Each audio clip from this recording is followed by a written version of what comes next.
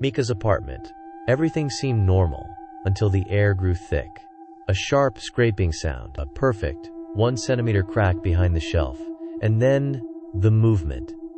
Not fabric, not a shadow, a pale sliver of skin, and an eye that refused to blink. They thought they could seal her out. They were wrong. It has been 72 hours since we recovered the fragment from the Ame-onna. The humidity sensor in the office is stuck at 85%. No matter how many dehumidifiers we run, the air, it feels thick, heavy, like the walls are breathing with us. The heavy, rhythmic hum of a machine. Water dripping into a plastic tank. We have been documenting every side effect of the Killing Stone fragment. We expected a curse. We expected shadows. But today, this recording isn't about the stone itself. It is about the spaces, the tiny, impossible spaces opening up around it. Metal shelves creaking. Sound of heavy cardboard boxes being slid across a rough surface. Mika, did you move the files in Section 4? The archives from the Jorogumo case. They are pushed back. There is a gap here. A perfect 1 centimeter crack between the folders and the concrete wall. I haven't touched that shelf in weeks, Aya. It's probably just the vibrations from the old building. Just push them back in and align the folders. A sharp, dry scraping sound, like a fingernail dragging across a stone surface. Wait, there is something wedged deep in the gap. It looks like a piece of red fabric? A ribbon? It's caught right in the masonry. It shouldn't be there. I'm going to try and pull it out. It's blocking the shelf alignment. Fingers scratching against cardboard. A wet, muscular squelch, followed by a rapid zip sound. Something moving fast through a narrow slot. Aya screaming, falling back. Sound of a chair tipping over. It moved! Mika! I tried it, but it retracted. It's not fabric. It's alive. It pulled itself back into the solid wall. Mika running fast across the wooden floor, breathless. Stay back. Aya, give me the flashlight. Keep the camera focused on that crack. Do not look away. Do not blink. High-pitched digital static begins to hum on the audio. The flashlight clicks on with a heavy thump. Aya, look at the very top of the shadow, right past the folders, just above where the red fabric was. Do you see that pale sliver? Aya whimpering, voice cracking with fear. Is that a fingernail? Oh God, it's an eye. It's looking right at us from inside the concrete.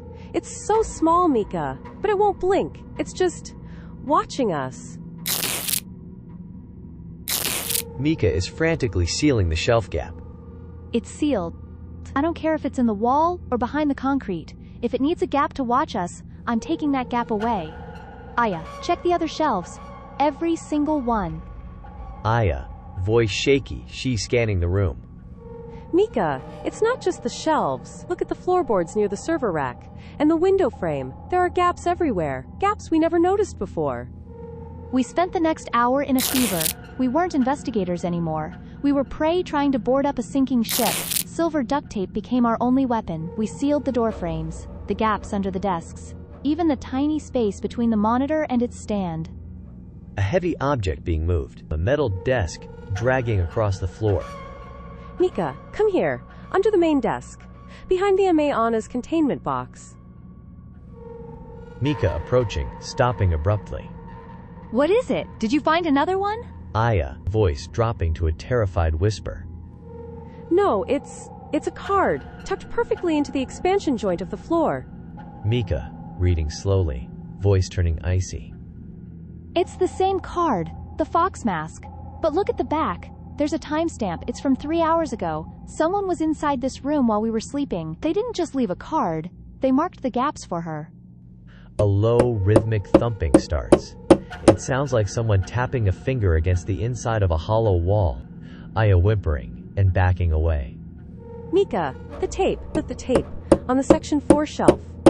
The sound of adhesive stretching and slowly peeling. No, it's pushing from the other side. Aya, get more tape. It's tearing through the silver lining. A wet, tearing sound. A sudden, sharp digital glitch on the audio recording.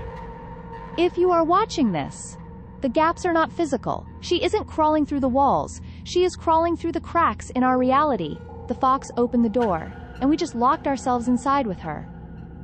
The sound of dozens of tape strips peeling at once.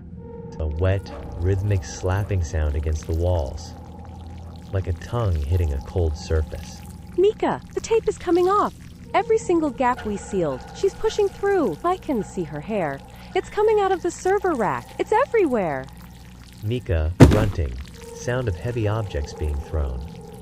Don't look at it! Aya, listen to me. She exists in the gap between our eyes and the reality. If we don't see her, she can't fully manifest. Shut your eyes, now! A sudden, heavy thud, then the sound of fabric being torn. Mika is ripping a black cloth. Mika, voice low, trembling but commanding.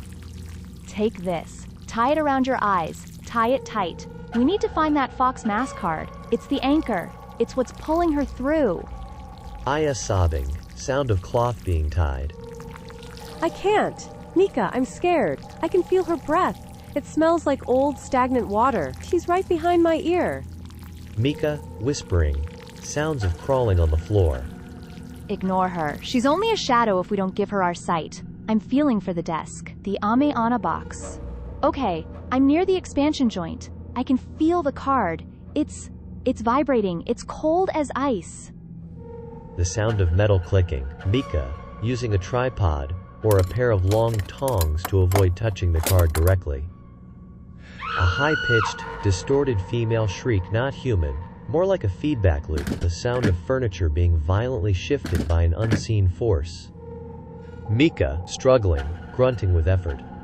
I have it! I'm moving toward the door! Aya, grab my belt.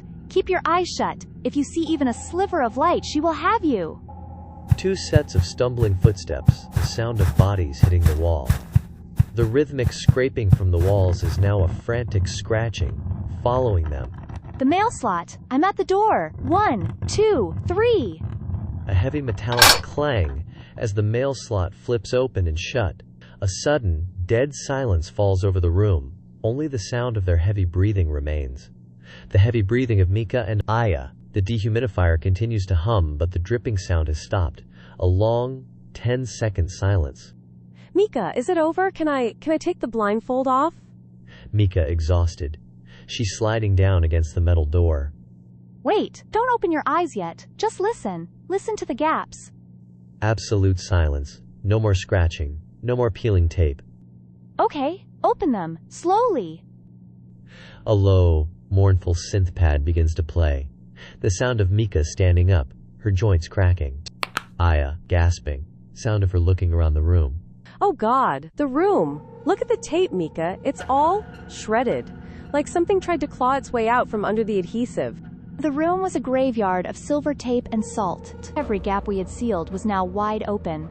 But the eyes were gone.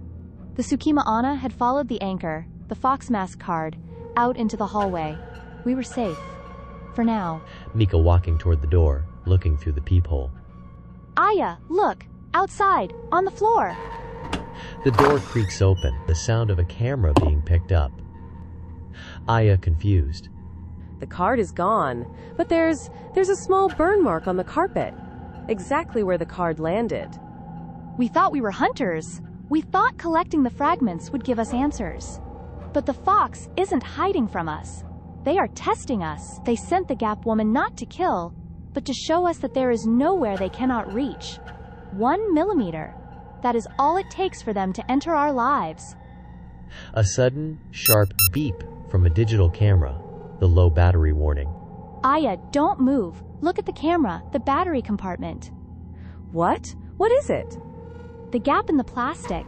There is a tiny red thread caught in the hinge. She didn't leave. She just found a smaller home. The sound of a sudden, high-pitched female giggle, followed by an immediate cut to static. The camera screen flickers with low battery static. In the microscopic gap of the battery compartment, the red thread twitches as if it's breathing. The screen finally cuts to a cold black background with minimalist white text. Join the Whisper Beyond Archives archive. Subscribe to monitor the containment of the 1 millimeter intrusion. Tell us in the comments, what is the smallest gap in your room right now? We will choose the most dangerous one to seal in the next episode.